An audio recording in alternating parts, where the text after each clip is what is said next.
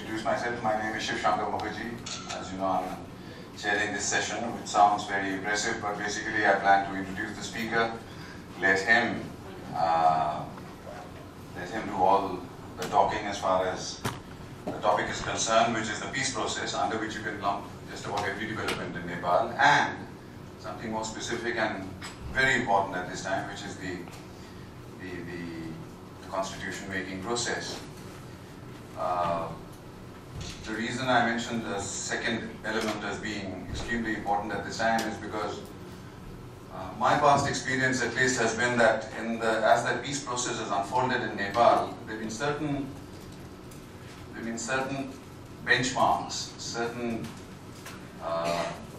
events for which the political process, the peace process has aimed at, and which has led to progress when that has succeeded.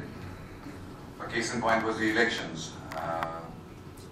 There were a number of extensions of the dates. There was trouble along the way, but eventually they were held, and that was one exercise which was, I think, seminally important for the development of the peace process. And now it is the constitution.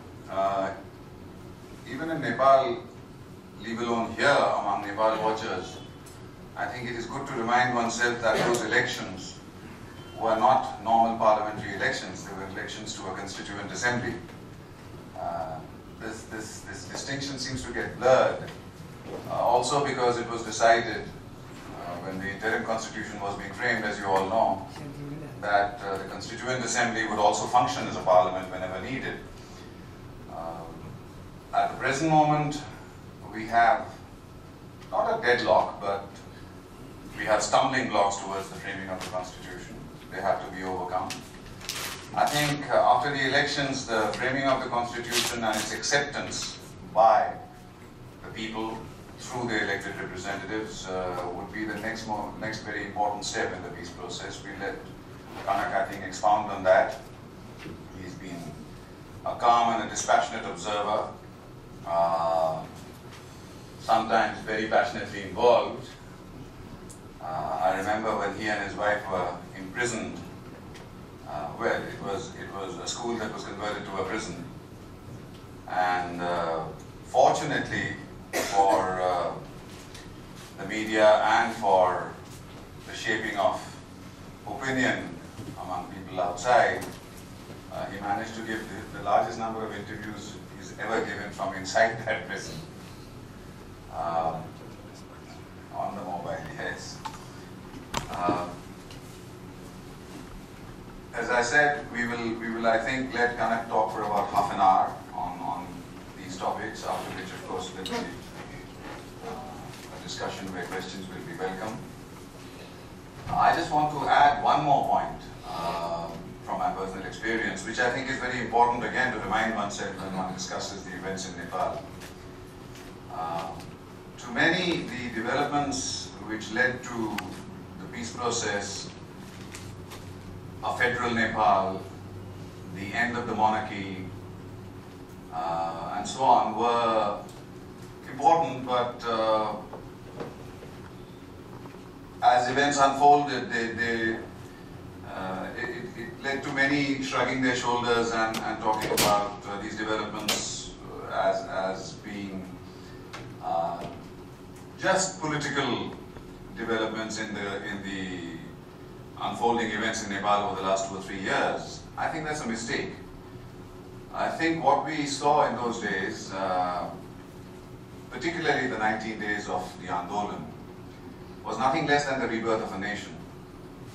I was fortunate enough to have served in post-apartheid South Africa, and I would very much agree with those who believe that what happened then in Nepal, in those days of the Andolan and what followed, was to Nepal about as important as the demise of apartheid and the birth of a new South Africa. Different nuances, certainly, different ways of getting there, different kinds of oppression and different kinds of background, but equally important, I think, in the growth of the nation and the sense of nationhood that those events imparted to the people of Nepal. Before that gets to be a speech, Kanak, over to you.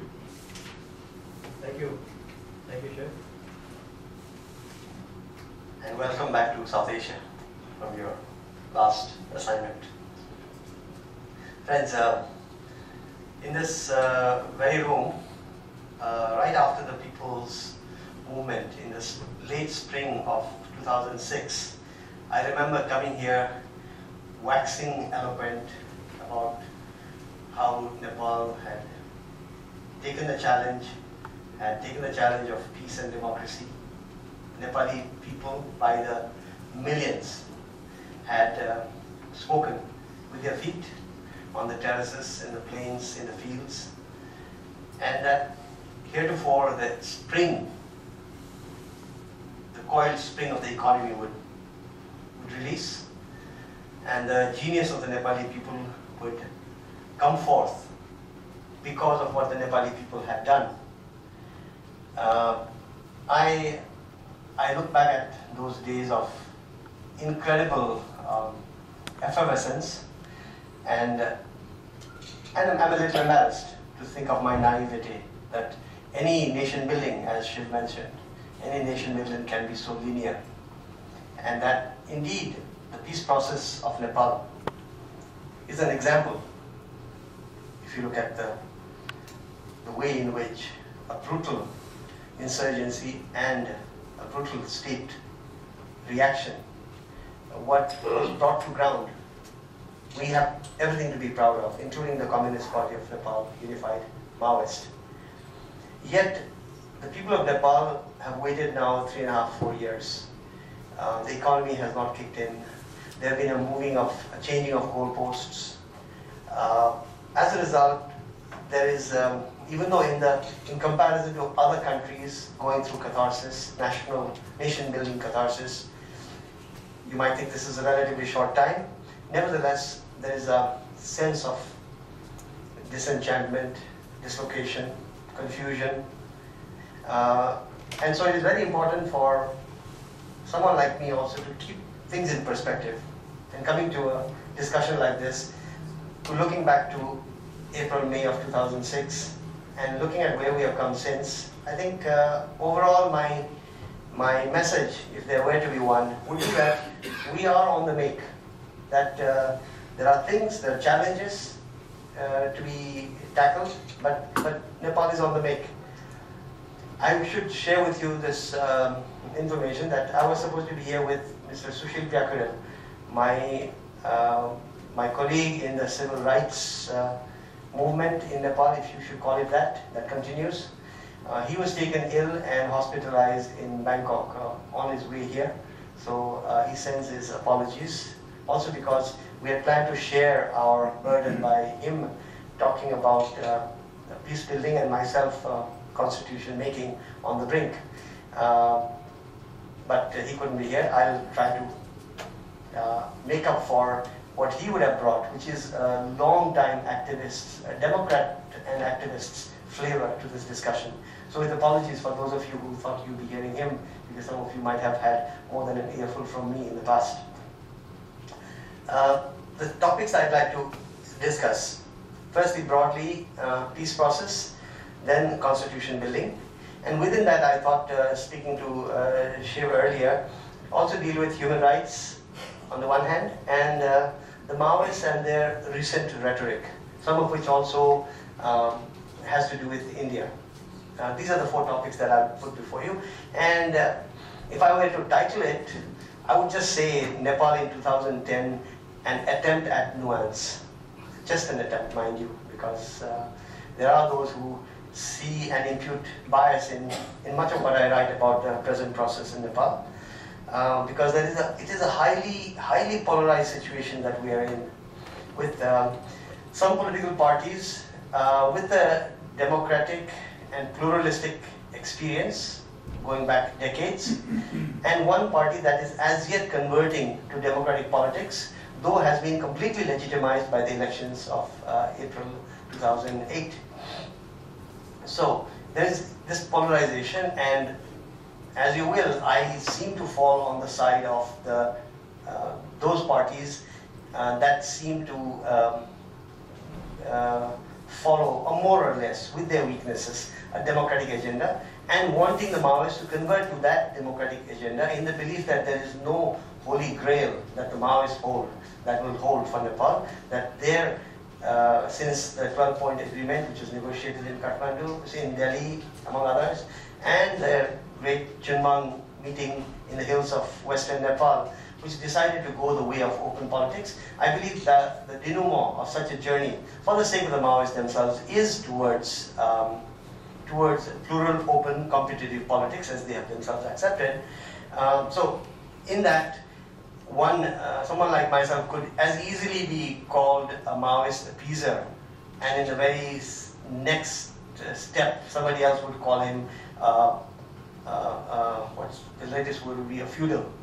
Because earlier one would have been called a royalist, but the royalty is no more. So in search for a new term to address people that you don't agree with, and to want to call them centrist or rightist, the terminology in use would be feudal, samanta, elite samanta. With that bit of background, let me go straight into the peace process, then the constitution building exercise, human rights, and the Maoists and their recent, and what to make up of their recent rhetoric. The peace process in Nepal is indeed unique, because a force that was in the jungle fighting a violent and vicious war with the state forces, utilizing Nepal's terrain, the record of the political parties, the bickering between the parties, and the fact that the army was essentially held in close grasp by the king. Utilizing these various factors, the Maoists had conducted a very effective, what they call people's war. And so for that force to be catapulted through elections to government, to the extent that the defense minister was a Maoist, sitting over the army that had been fighting the Maoists till 2 years previously. Nothing can take away from the fact that this peace process, for its swiftness, for whatever others say about the Maoists shifting goalposts, the fact that the peace process is still not yet completed, the key to remember is in 2004, in early 2005, up to 8 Nepali citizens were dying every day of political violence. So let no one say that the Maoists or the others who helped the Maoists come to open politics were naive. Because what we have in Nepal as a result of that is a soothing of the soul of the Nepali psyche. A soothing of the Nepali psyche. Because people, there is still political violence, there is other kinds of violence that we're not sufficiently concerned about because of the mass of deaths we saw during the conflict era. Nevertheless, the people are not dying. So in that sense, the peace process started off with success, with a lot of compromises made. And I should apologize that I'm looking to the right because there seem to be more people here, and I'm bowing to the majority, but occasionally I think I should also look this way. Apologies. So the peace process started off well because the people stopped dying at the rate they were. And that is the most important thing for anybody. And we might tend to forget how important this was. A. B is, if there were to have been a scorched earth policy against the Maoists certainly were at that point at the very least they were not gaining ground, and many believe that they were about to start losing ground with the army, which was learning to defend itself even though it didn't know how to fight insurgency war. So, in that context, we did okay. And then the whole process of a party that had groomed its cadre, not in deep philosophical thought, but simply 16, 18-year-olds taught about state takeover through arms and utilizing the terrain and the context in Nepal to advantage. It found, the hope was that they would, in this prize given to them, an incredible and unprecedented jump into open society and open government, that they would adjust very quickly, that a lot of the political players did give them the leeway to say different things to different people. Because my personal belief is that the political process in Nepal, the other political players, the civil society was allowed the Maoists the space. Many people seem to think that they're being cornered. I personally see them actually as being given a lot of space because this is a peace process where they do have to converge. So when they come to New Delhi, for example, and say one thing at the India International Center in the auditorium downstairs, say something else to the Nepali immigrant or labor in other parts of Delhi, or something else in the Jawaharlal Nehru University, different messages from a willingness to go for mega projects on the one hand with Indian involvement and full capitalism to the revolution is still alive. All of this was accepted because this is the churning in an organization that has to come forward. Unfortunately, the Maoists have not converted enough as required by the peace process or required by the people's hope that they would move quicker than they have towards open society. Nevertheless, they have. As a result, one can expect them to do chakka jams and write articles and letters to the editor, whereas the previous method would probably be sapphire or elimination. So there's been a jump. They have taken, they have moved, but not probably as fast as the 2-year requirement of the constitution writing, as well as the 6-month requirement of the cantonments to be disbanded. So when we speak of the peace process, and I know I'm going deeper than I should, so I'll try to be quicker on these different points I have to offer you. The peace process in Nepal, there is a tendency to think of the peace process as relating to larger issues, including state restructuring, age-old marginalization, issues relating to the Madhes, the Tarai, the Plains people, and their subverted rights, as well as Eastern Hills, which are right now very tense. So there's an attempt among many to try to say where peace process in Nepal now should include all of these. But I think it's important to keep in mind that the key, the most important, the peace process, what we mean when we say a peace process in Nepal is the peace process between open society and the Maoists. That there was an agreement and started with the 12-point agreement and moving on from there. So if we start adding other elements to the peace process, then we will have a never-ending peace process. So it is very important to understand that if the key of the peace process is the Maoists and the rest of society, if that is turned, a lot of things will be resolved. So we should not get into the confusion of defining a peace process as a very, like a protoplasm that has no beginning and no end. So where is the peace process to end? Some would suggest, looking at the Maoists, the peace process will end when the Maoists give up the Young Communist League and its semi-militarist character, especially the fact that they stay in camps. The Young Communist League, their return of the lands that they have usurped, etc. But the key, actually, in my view, is more psychological. It is the disbandment of the 27 cantonments, in which 19,000 United Nations certified Maoist ex-combatants reside. How does one do that? The wording is very clear in the written agreements to which the Maoists themselves agreed to, which is individual entry according to the standard norms into the security forces.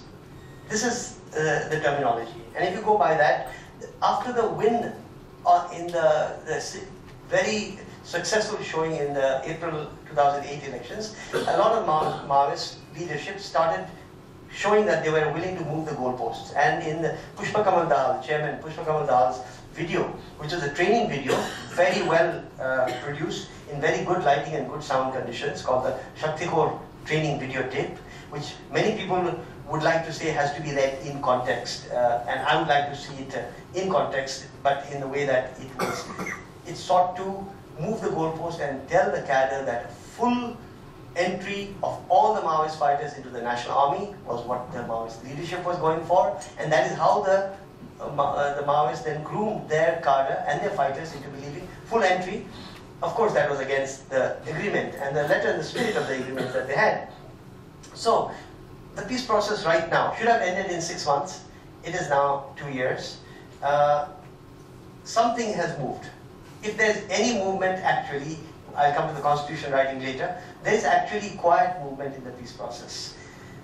In that, there is a special committee made up of the main political party representatives, and there is the technical committee, that supports the special committee. It has been going through the process of creating conditions for the Maoist fighters, ex-fighters, ex-combatants to be either punastapana, that means rehabilitation, or samayojan, that means integration.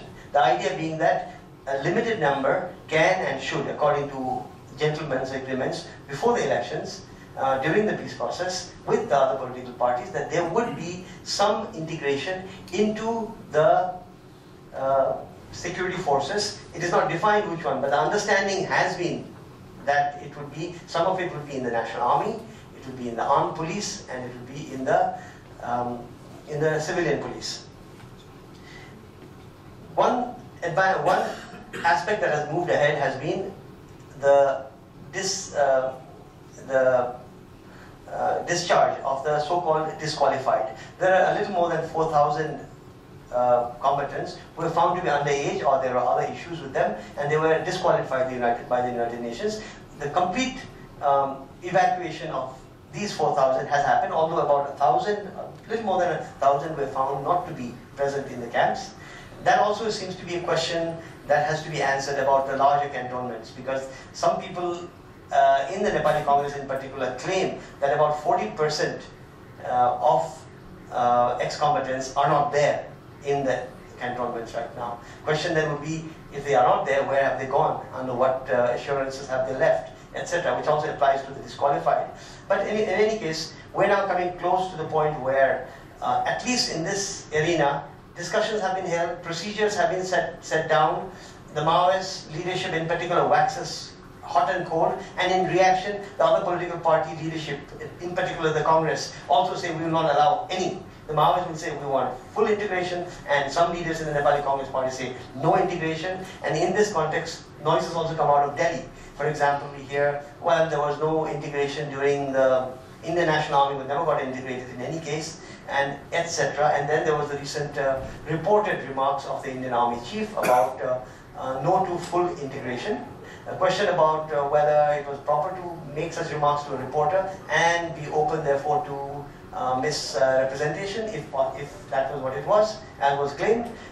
These are open questions, but there is certainly a sense in Kathmandu that there is a segment in the Indian decision-making classes that is against integration at all into the National Army.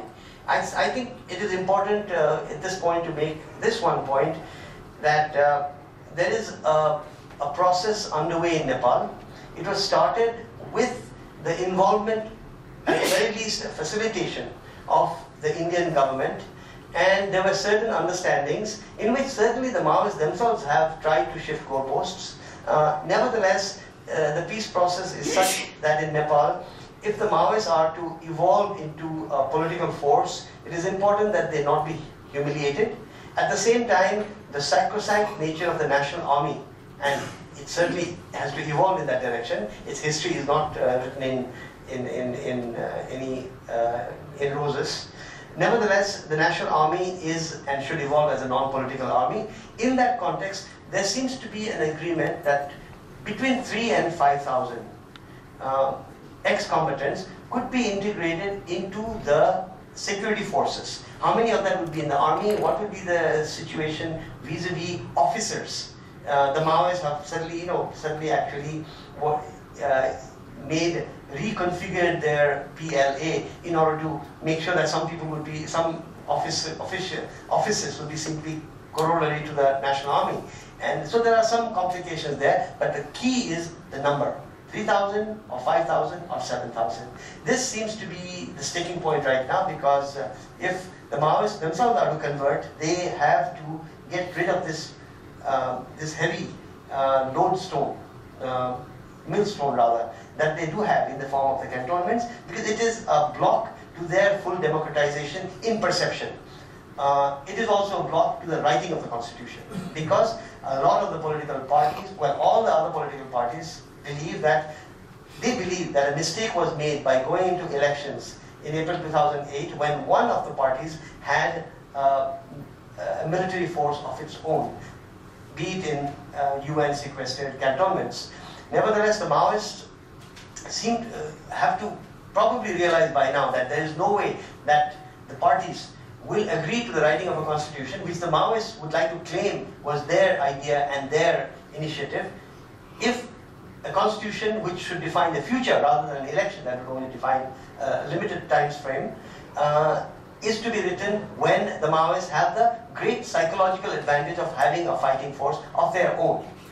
Some people say, well, that doesn't matter because there is, in reality, the YCL is where most of the hardened fighters are, and that the cantonment might be disbanded, but these soldiers will still be with the Maoists. Nevertheless, there is because we cannot really go beyond than to say that the psychological boost among the populace with the disbandment of the cantonments and the rehabilitation and integration of a number of Maoist ex-combatants would definitely mean that the peace process is moving very quickly forward, and it would give the confidence to the other political parties to move quickly towards the writing of the constitution.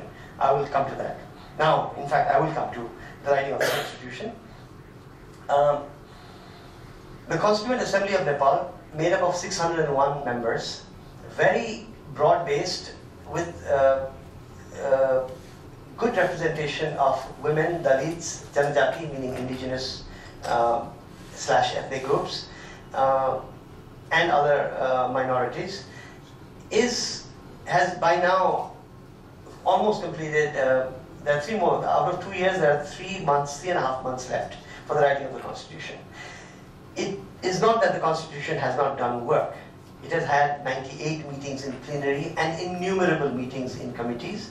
And there are 10 committees, substantive committees, and 1 constitutional committee, whose job it is to firstly to write the directive principles, and then about national symbols, etc., but also, and the national anthem, but also then to take the 10 committee reports as directed by the Constituent Assembly and try to work out a single draft, which then goes back to the people and then comes back to the Constituent Committee and to the Constituent Assembly, hopefully for adoption by Subhash Chandra Naiman, the chairman, handing over the document as adopted to President Ram Baran Yadav 106 days from now. That's all the time we've got. So what is the situation? As I said, there's been a lot of work, and this is, if this constitution is adopted by this 601 Constituent Assembly, the ownership quotient among the populace will be very high. And there are about 200 issues pending, but most of them are actually the result of the polarized situation of the last few months. In essence, if you were to believe a very diligent lawmaker such as the UML's Pradeep Gyawali, he says that there are about 10 or 11 key points in which there has to be a negotiation, primarily between the Maoists and the other part of what I call the parliamentary parties, but also with some of the Madhesi parties on some of the issues, particularly with regard to state restructuring. So, in essence, the numbers are not very large. The question actually is, do the political parties, in particular the Maoists vis-a-vis the rest, is the polarization so vast that in the 3 months left before us, and essentially 2 months of work left before us, is there the time to bury to this chasm that does exist in these key areas? The question is, before I go into the key areas, I'll also make one other point. There are problems within each of the parties. In the UML, the party of the Prime Minister Madhav Kumar Nepal, Mr. Jhananath Khanal seems to believe that he is the anointed one and he should have been the Prime Minister. So he is a little lackadaisical, if I might use that term, in terms of supporting his own party's government. Within the Congress party, Mr. Girija Prasad Koirala is on the wane. He essentially triggered his own downfall by choosing his daughter with a lot of ambition, but it seems not much ability. The lady was catapulted to Deputy Prime Minister, but before that to leader of the Congress party delegation into the government, and in one stroke this government was made weak because Sujata Koirala, the present Minister of Foreign Affairs and Deputy Prime Minister, is not a very experienced and a very junior member of the Congress party leadership. As a result, with that trigger, all other parties were forced, therefore, to downgrade participation in Madhav Kumar Nepal's government. So inexperienced, unknown faces made it in there. As a result, this government was weakened primarily by the action, sine die action of Girija Prasad Koirala not consulting with his own leadership, and in fact surprising everybody in a room such as this by telling Mr. Madhav Kumar Nepal in front of his own leaders, and Sujata shall be the leader of the parliamentary party in your cabinet. And there is such a situation, and Girija Koirala is in poor health. I should say a few words about him because he is a great South Asian leader whose history goes back to fighting shoulder to shoulder with so many other South Asians. But we're seeing a tragic, if I might use the term, downfall is, I think, too grim a term, but a slow waning, having to do with the fact that his strength used to be intense discussion with hundreds of people every day, and an ability to synthesize some of those ideas, and a control of the party mechanism through fundraising.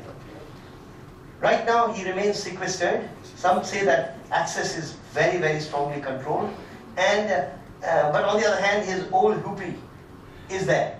So he seems to know what the country wants without having the information that people should be providing him with.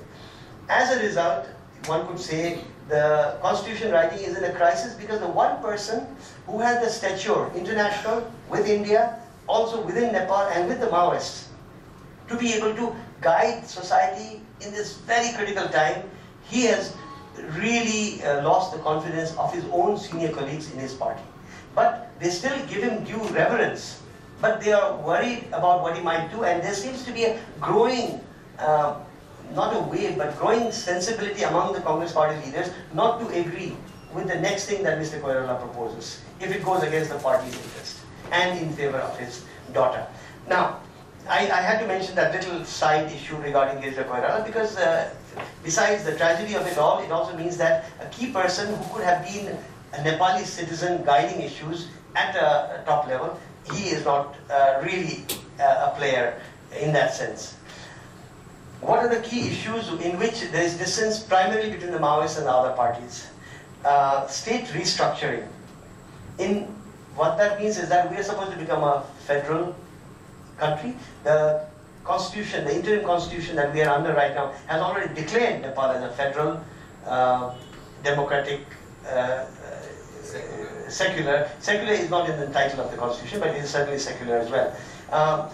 In fact, I'm glad you reminded me of this because the kind of things that this new constitution is trying to tackle in all of 2 years is we became secular, and we have to, and that has to be, the imprint has to be put in the new constitution, federal, republic, and a lot of issues relating to, including those relating to affirmative action and any number of other things. And 2 years, two years given to it. The first 4 months the Constituent Assembly did not work. The last month is essentially will not do. There will be a lot of pro forma work. There were months taken to going to the public and coming up. So this is supposed to be a bottoms-up constitution, and to that extent, there has been mass participation. Question is, will we get a constitution 106 days from now? Will we get a democratic constitution 106 days from now? In that, we have to wait to see how these issues get sorted out. So, I talked about state restructuring, where essentially it's a question of the boundaries and the names of the federal units.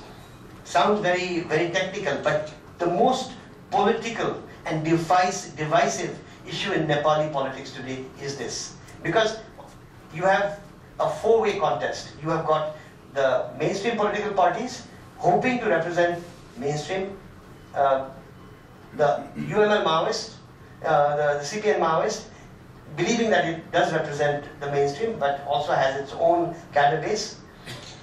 You've got the communities, meaning the Janajatis, also watching very carefully that what they perceive to be there, the Janajati leadership, I should say, because one cannot bring everybody into the fold, but the Janajati activistic leadership is watching carefully about whether their historical marginalization issues are addressed, and the Madesi or the plains people also watching very carefully. And many of these forces, including the Madhesi parties, are new forces, like the Communist Party of Nepal, Maoists. The Madhesi parties are also new forces that are still trying to generate populist support and build a base for themselves. Yet, such a party is right now fully part of the constitution making process. Much more important, the Maoists are not yet a fully democratic party. I would have to say this. They are not yet, they are a legitimized party that is moving towards democratization, and yet a not fully democratic party is supposed to deliver, for someone like me, a democratic constitution, to agree on these points. So I have kept going back to these points but never got past the first one. So let me go through just 4 of them, and there are a few others. State restructuring, which means the naming, the Simankan, Rekhankan, that means and Namankan. That means naming the boundaries, naming the names.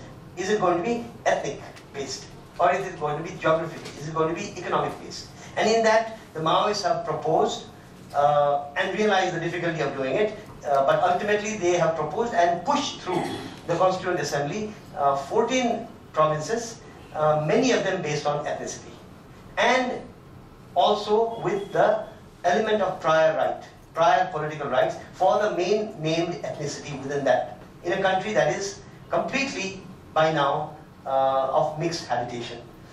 The Maoists said 14, went to 6 and came back to 14, and then finally pushed through this idea of Agradhikar in a committee in which a committee member who was not supposed to be there attended and voted.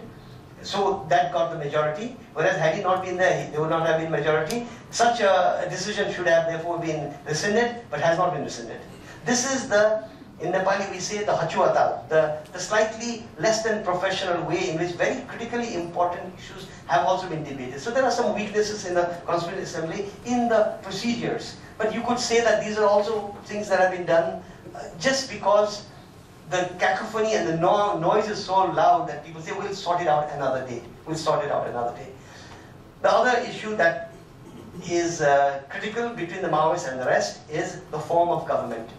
And essentially, this is something that should have been agreed together with the directive principles ab initio, when the interim constitution was being drafted, and the whole process of Constituent Assembly elections, as well as the work of the Constituent Assembly was being defined back in 2006, the summer of 2006. There should have been the decision taken there when things were much more amenable. The sense of working together was much more, the sense of cohabitation was there. At that time, there should have been a decision on the form of governance.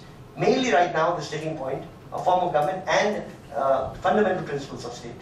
These two things did not happen. And now, therefore, we are tackling issues as basic as, should the new constitution of Nepal have the term Janayuddha, People's War, as the Maoists wanted? Should that be included? Some of these things as basic as these are also being discussed. There are people, including the chair of the Constituent Assembly, Mr. Subhas Dhamma, who feel that about 50% of the problems and the issues that have had to be discussed ad nauseum would have been resolved right there if you had agreed on the form of government and directive principles or fundamental issues. The issue is the Maoists would like a presidential form of government, and mainly the Nepali Congress and the UML halfway would want a parliamentary system of prime ministerial government. I will not go into that. I have my own views on what is better, but that is a key point. Then the division of powers. In particular, the Maoist insistence that the judiciary should come under the legislative. This is a Maoist point of view, in which there are people who are saying that there might be a way to get out of it. For example, if there were a system for a constitutional court. In many ways, Maoists seem to make points, sometimes perhaps because they're new to the game, and they find it hard to get back. So often you do want to also give them space to see if there's an ejection seat if they wanted it. In this issue, some people suggest a constitutional court could be the proper ejection seat to agree to Supreme Court not coming under Parliament's dictates. There are many other issues, such as land reform, whether there should be compensation if there is land reform. The Maoist insistence that they agree to open politics, but they will not agree to the term Bahulwad, that means pluralism. So many issues that indicate to other parties that the Maoists are not yet fully into democratic functioning, and so the question that they have is, can we expect a democratic constitution, or should we make compromises in the quotient of democracy in the new constitution because the Maoists are converting? And then if we don't, then what do we do? The answer seems to be, okay, as we speak today, there's such populist pressure to have this constitution done in mid-May. I forget the exact date actually. It is J. 14. 14. Oh. 28 May. Thank you.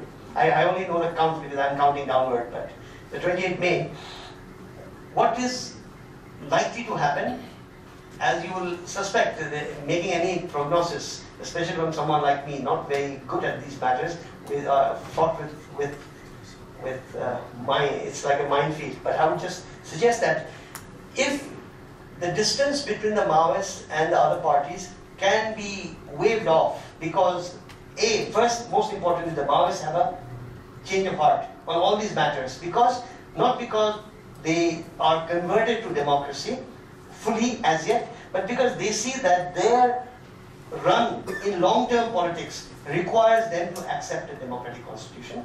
If the Maoists suddenly do that, it is possible, we have seen in the past, for the Maoists to come up with some argument to make it all feasible and sound very logical to their cadre. It could be some dialectical argument that they can use to say, all of this now is gone because now we go for a constitution with all these issues sorted out. And I do believe that at that point, the other political parties should be wary of not cornering the Maoists and thinking that they can do some kind of Gherabandi or encirclement of the Maoists, because then that will lead to some extra dangers. So the ball firstly is in the Maoist court.